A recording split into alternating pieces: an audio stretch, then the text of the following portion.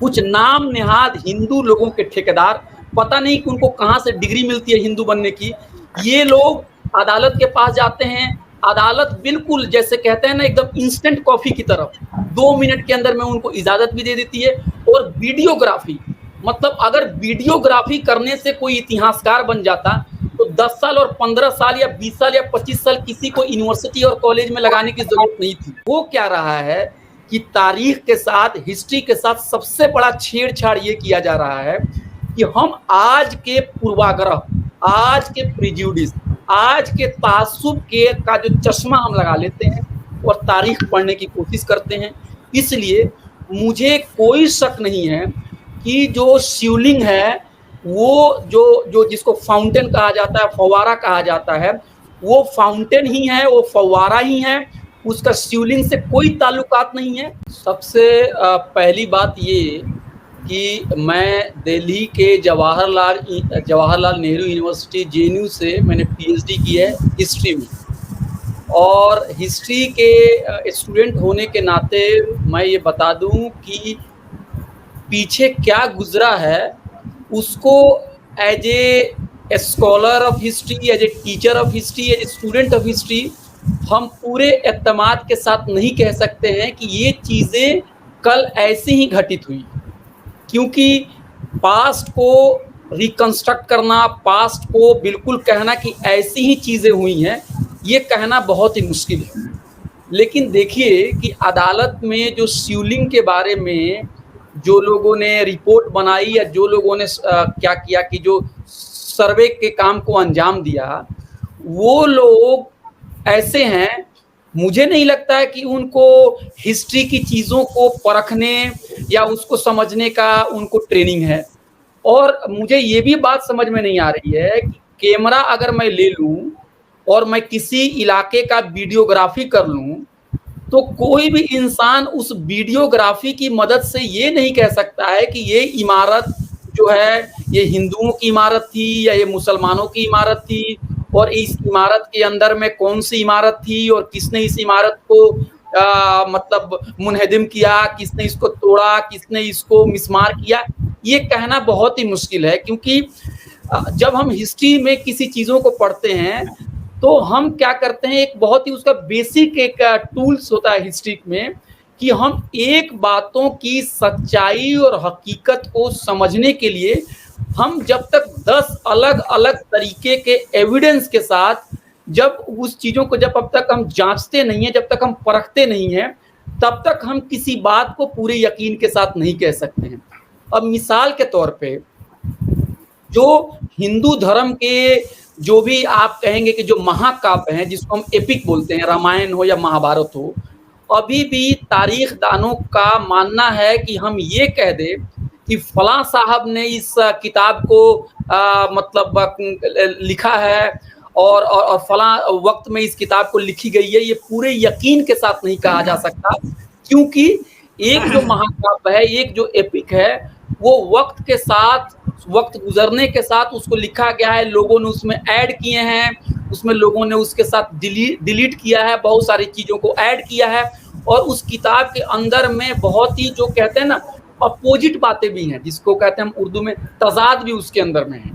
तो अगर हमको टेक्स्ट के अंदर में मान लीजिए कोई किताब हमें मिली और उस किताब के अंदर में ये बात लिखी गई है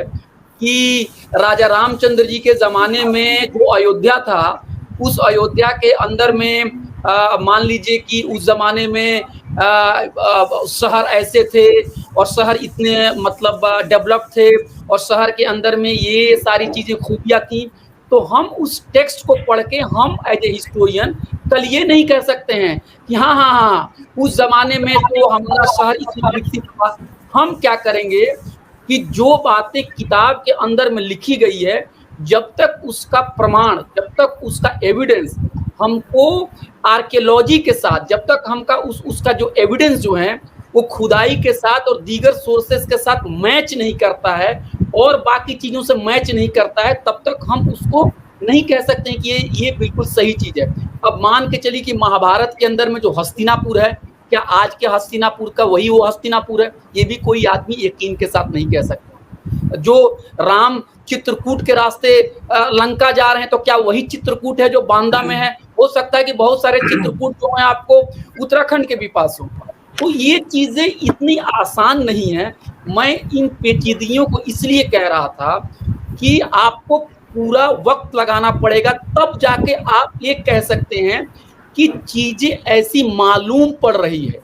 लेकिन हो क्या रहा है कि तारीख के साथ, हिस्ट्री के साथ सबसे बड़ा छेड़छाड़ ये किया जा रहा है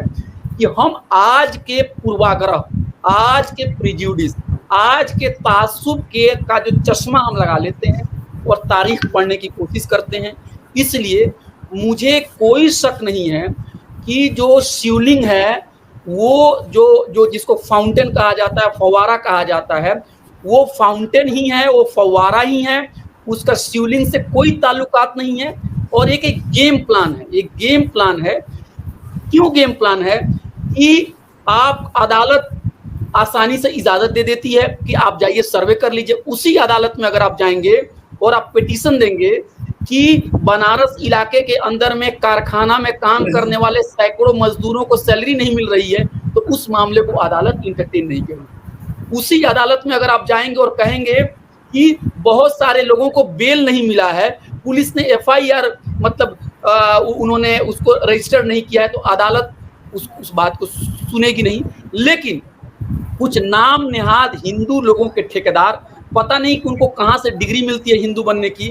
ये लोग अदालत के पास जाते हैं। अदालत बिल्कुल जैसे कहते हैं ना, एकदम इंस्टेंट कॉफी की तरफ 2 मिनट के अंदर में उनको इजाजत भी दे देती है। और वीडियोग्राफी, मतलब अगर वीडियोग्राफी करने से कोई इतिहासकार बन जाता तो 10 साल और 15 साल या 20 साल या 25 साल किसी को यूनिवर्सिटी और कॉलेज में लगाने की जरूरत नहीं थी। तो ये लोग कैमरा ले लेंगे कि किसी इलाके में चले जाएंगे और किसी इलाके को वीडियोग्राफी कर देंगे। और जैसा कि आप लोगों ने बताया कि रिपोर्ट मुकम्मल तौर पे जमा भी नहीं हुई, रिपोर्ट के बारे में पढ़ाई भी नहीं मतलब काबिल जज ने की और फैसला दे दिया गया। तो मुझे ये लग रहा है एक पूरा का पूरा गेम प्लान है। ये गेम प्लान यही है कि मस्जिदों को मंदिर बनाया जाए। और ये बात मुझे बहुत ही अफसोस होता है, 17वीं सेंचुरी में हम लोग एक पॉलिटिकल साइंस के बहुत ही बड़े फिलोसोफर जो हम लोग कोर्स में पढ़ाते थे, उनका नाम था जॉन लॉक। उन्होंने भी अपनी किताब में एक बात कही है कि आस्था जो है ना, वो आस्था कोई ऐसी चीज नहीं है कि आप जबरदस्ती किसी से छीन ले और किसी के ऊपर जाके थोप दे। तो मस्जिदों को, अगर हिंदुस्तान के तमाम मस्जिदों को आरएसएस के लोग छीन के मंदिर बना दें, तब भी इस देश का मुसलमान, क्योंकि उसका दिल करता है कि इस्लाम धर्म के रास्ते पर चले, तो वो मुसलमान बना रहेगा। क्योंकि आस्था को आप बुलडोजर से नहीं तोड़ सकते हैं, आप मस्जिदों को बुलडोजर से तोड़ सकते हैं। तो पूरा का पूरा जो गेम प्लान है, ऐसा नहीं है कि ज्ञान वापी मस्जिद अगर कल मंदिर बन जाता है तो कोई मुसलमान बनारस के कोई हिंदू बन जाएंगे। इनका पूरा का पूरा एजेंडा यही है कि उत्तर प्रदेश में, जो कि उनके लिए बड़ा एक स्टेट है, 2024 में इलेक्शंस हो रहे हैं, तो यही है कि एक जो होता है ना कम्युनल, एक जो मिल है जिसके अंदर में आपको अनाज और ईंधन डालते रहना है। कि चुनाव जीतने के लिए, राजनीति के लिए बीजेपी मंदिर और मस्जिद के मुद्दा को जिंदा रखना चाहती है। बाबरी मस्जिद से चैप्टर क्लोज हो गया था, तो नया सिलसिला उन्होंने शुरू किया है। जी। और 30 सेकंड और मैं इसमें ऐड करना चाहता हूँ कि ये तो बीजेपी की पूरी सियासत है। हमें पता है, जब मैं बच्चा था तब मुझसे मैं सुनता था कि जब बाबरी मस्जिद और राम मंदिर का जो आंदोलन चल रहा था कि अयोध्या तो अभी बाकी है, क्या काशी और मथुरा अभी झांकी है, अयोध्या तो झांकी है, काशी मथुरा भी बाकी है। जब मैं बच्चा था उस जमाने में मेरे गांव में ये बात पर चर्चा होता था कि जो मक्का मस्जिद के अंदर में जो वहाँ का जो मॉस्क है, वहाँ पे जिस काले पत्थर को जो वहाँ पर रखा गया है वो भी शिवलिंग है। तो मैं ये कह रहा हूँ कि किसी भी काले पत्थर को, किसी भी चीज को शिवलिंग में कन्वर्ट करने का जो फॉर्मूला है वो आज का फॉर्मूला नहीं है, बहुत पुराना फॉर्मूला है। लेकिन मैं फिर वही बात कहता हूँ जिसकी वजह से हमारे जो सेकुलर दोस्त हैं वो भी नाराज हो जाते हैं। एक बहुत बड़ी हिंदुस्तान की सेकुलर पार्टी के कुछ लीडर अभी अयोध्या में जाके और वो पूजा पाठ करके, पूजा पाठ कीजिए, कोई आपको नहीं रोकता है, और उसके बाद ऐसे ऐसे बयान दे रहे हैं जिससे हिंदुत्व का जो नैरेटिव है वो